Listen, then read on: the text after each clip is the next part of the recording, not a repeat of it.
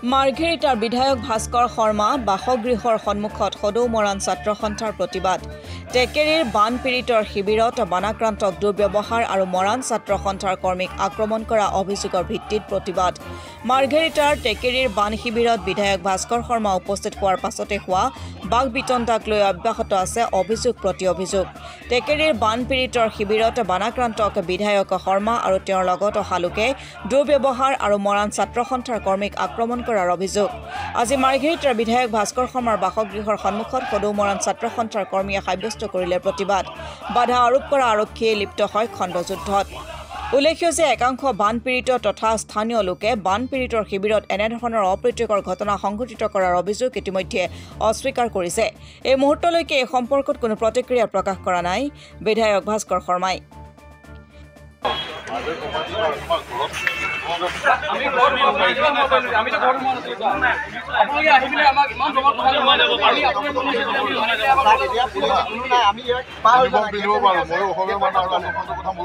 তুমি কি কথা কবাইছা আপুনি যি মতে কৈছে ইয়াত আহি পেলাই তোমালোকে ধৰ্ণা দিয়া কথাটো হৈছে উল্টা পুল্টা কমেণ্ট নকৰা তুমি কি আকৌ আমাক হেৰি কৰিছা তোমাৰ ঘৰত সোমাই যোৱাকে নাই নহয় কোনোবা পাৰ্টি আৰু তোমাৰ ঘৰত যদি সোমাই যায় আমি তেতিয়াও এনেকৈ কৰিম কিন্তু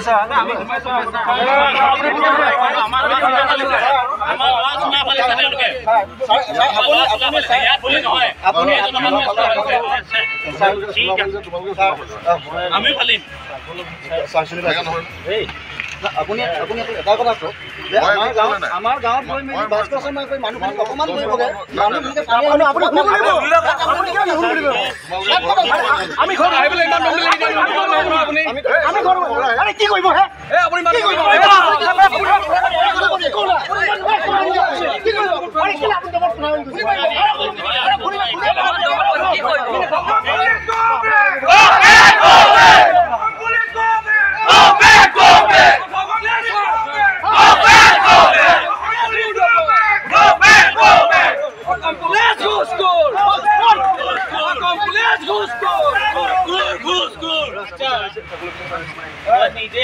অভিযোগ লৈ আপোনালোক আহিছে কিন্তু জিলা প্ৰশাসনৰ পৰা ডিচি ছাৰৰ ডাইৰেকশ্যন মতে মই আহিছোঁ আপোনালোকৰ মাজত কাৰণ আপোনালোকে কি কাৰণত আহিছে আপোনালোকে কিয় প্ৰতিবাদ কৰিব আহিছে নিশ্চয় কিবা কাৰণ লৈ আহিছে গোটেই কথাবিলাক আপোনালোকে ক'লে মই পাৰে যদি আপোনালোকে কয় আমাৰ কৰিবলগীয়া থাকে সেইখিনি আমি আপোনালোকক জিলা প্ৰশাসনৰ ফালৰ পৰা আজি পৰ্যন্ত তাত মণ্ডল যোৱা নাই তেখেতক কালি মই ফোন কৰি আৰু গোটেই অঞ্চলটো ৩,০০০ ৪,০০০ গৰু আছে তাক আপোনালোকে চাপৰ চবেই দিছে ভেটেনেৰী কোনো ব্যৱস্থা নাই কালি মান ছাত্ৰ সন্থাই সজাতি দলে গৈ তাত আগৰ লাগিছে কেন্দ্ৰীয় মন্ত্ৰী আমাৰ সন্মানৰ সম্পাদকে নেতৃত্বত তাত জুডিচিয়েল বিভাগৰ পৰা তাত প্ৰশাসনৰ গাফিলতিৰ কাৰণেই আচলতে এইবিলাক হৈ আছিল আমাৰ ধৰণা সেইটো কাৰণে কালি ৩,০০০ কমপ্লেইন কৰিছে কমপ্লেইন দিবলগীয়া হৈছে কালি আমি ৩,০০০ আপোনাৰ ইনষ্ট্ৰাকশ্যন দিয়াৰ কাৰণে আপোনালোকে তাত পঠাইছে বাহিৰত পঠাইছে কি কয় টিভি কোনোবাই পঠাইছে মণ্ডল পঠাইছে এটা কথা তেখেতলোকে তাত গৈ আহিছে আশে পাশে ফুৰা লম্ফবিলাকে টেকেৰীত যি বানপীড়িত শিবিৰ তৈয়াৰ কৰি আছে সেই শিবিৰত গৈ ভাস্কৰ শৰ্মাৰ আশে পাশে ফুৰা এই গুণ্ডাবিলাকে যি আমাৰ নৱ বোলা ল'ৰাজনক আৰু স্থানীয় ৰাইজক যি অপদস্থ কৰিছে সেই অপদস্থৰ বিৰুদ্ধে আজি ভাস্কৰ শৰ্মা অফিচৰ সন্মুখত আন্দোলন হৈছে আৰু এই আন্দোলন এটাই মাত্ৰ দাবী যে ভাস্কৰ শৰ্মাৰ আশে পাশে থকা লম্ফবিলাক ভাস্কৰ শৰ্মাই যি ৰাইজৰ সন্মুখত গৈ তেখেতলোকক অপদস্থ কৰিছিল সেই অৱস্থাৰ বিৰুদ্ধে কিন্তু তেখেতে মাফি বিচাৰিব লাগিব ৰাজহুৱাভাৱে আৰু এটা কথা স্পষ্টকৈ আমি বাস্তৱত সুধিব বিচাৰিছোঁ যে তেখেত এজন মাঘেটো সমষ্টিৰ জনপ্ৰতিনিধি তেখেত আমাৰ বিধায়ক তেখেতে বিধানসভাত গৈ কথাটো নকয় আজিলৈকে তেখেতে বিধানসভাত গৈ কথা কোৱা আমি দেখা নাই কাহিনীটো হ'ল যে তেখেতে চাবলৈ গ'ল বান বিধ্বস্ত শিবিৰত এটা বান বিধ্বস্ত শিবিৰত গৈ চাব তাত দেখিলে তাত মানুহবিলাকে সহায় বিচাৰিলে কি লাগে আঁঠুৱা লাগে তেখেতে কৈছে বোলে আঁঠুৱাটো মই দিব নোৱাৰোঁ আঁঠুৱাটো কংগ্ৰেছে দিয়ে এটা কথাটো হ'ল যদি তেখেতে সহায় কৰিব নোৱাৰে তেনেহ'লে তেখেত কেলৈ ফুৰি আছে শ্ব' অফ কেলৈ কৰি আছে ফটো মাৰিবৰ কাৰণে ফুৰি আছে নেকি এই ধৰণৰ ফটো মাৰা ৰাজনীতি নচলিব যদি তেখেতে সঁচাকৈ বানাগ্ৰস্ত ৰাইজক যদি সহায় কৰিব নোৱাৰে তেনেহ'লে কিন্তু তেখেত ফুৰিব নালাগে আৰু ছাত্ৰ মুক্তি সমিতি তিনিচুকীয়া জিলা সমিতি বিভিন্ন আঞ্চলিক সমিতিকে স্পষ্টকৈ কৈছে আমি মৰাণ ছাত্ৰ সন্থাৰ লগত একজোট আছোঁ আমি মানৱ ছাত্ৰসন্থাক সহায় কৰিম এই সমস্যাৰ পৰা পৰিত্ৰাণ পাবৰ কাৰণে আৰু ভাস্কৰ শৰ্মাক আমি স্পষ্টকৈ কৈ দিছোঁ যেতিয়ালৈকে তেখেতে মাফি নিবিচাৰে তেতিয়ালৈকে কিন্তু এই আন্দোলন চলি থাকিব আৰু এটা কথা হ'ল যে স্থানীয় প্ৰশাসনে যিসকল ব্যক্তিয়ে সেই ল'ৰাটোক বা সেই ৰাইজক অপদস্থ কৰিছিল সেই ব্যক্তিসকলক কেলে তেখেতলোকে চিনাক্ত কৰি তেখেতলোকৰ বিৰুদ্ধে শ্ল'ম' কেছ এতিয়ালৈকে ৰেজিষ্টাৰ কৰা নাই তেখেতলোকে কেলে এতিয়ালৈকে তেখেতলোকক প্ৰশাসনে তেখেতলোকক এৰেষ্ট কৰা নাই আৰু কথাটো হ'ল যেতিয়ালৈকে প্ৰশাসনে এই যি ব্যক্তিসকলে চাৰ্ট ফালি সমাজত তেখেতক অপদস্থ কৰিছে সেই ব্যক্তি যেতিয়ালৈকে এৰেষ্ট নকৰে তেতিয়ালৈকে কিন্তু এই আন্দোলন চলি থাকিব আজি ইয়াত শেষ হ'ব অহাকালি ভাস্কৰ শৰ্মা মিটিং মাৰিলে বেলেগ এখন ঠাইতো যাব ন সেই ঠাইতে কিন্তু তেখেতক ধৰা হ'ব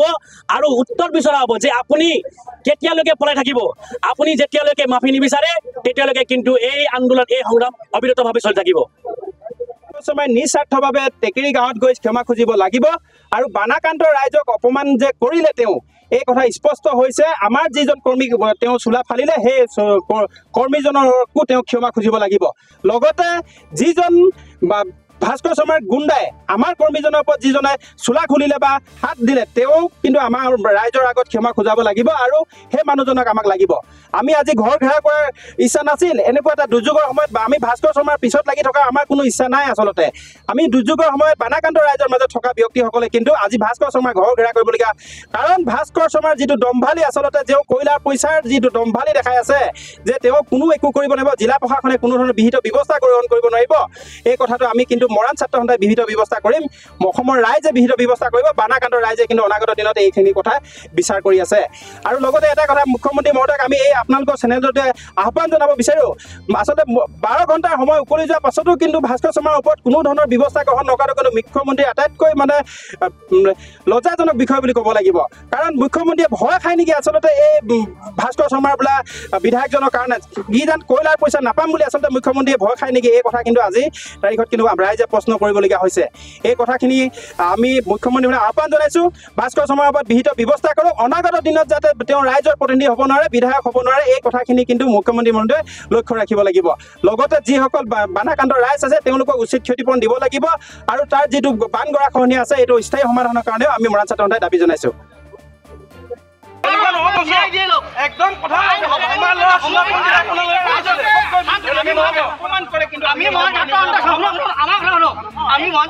আমি জানো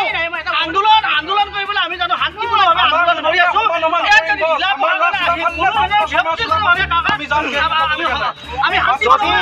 পুলিচৰ হঠাকক আছে গুণ্ডা বাহিনী ভাস্কৰ শৰ্মাক গুণ্ডা বাহিনী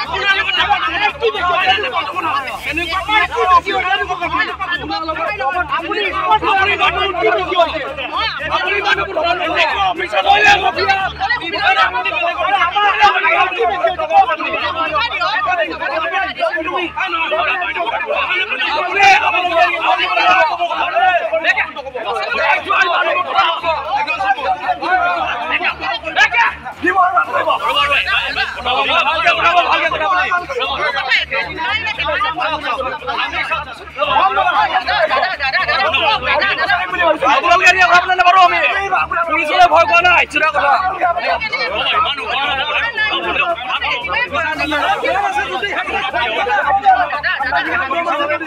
ভাস্কৰ শৰ্মাক এছ কৰক জুৰি পৰে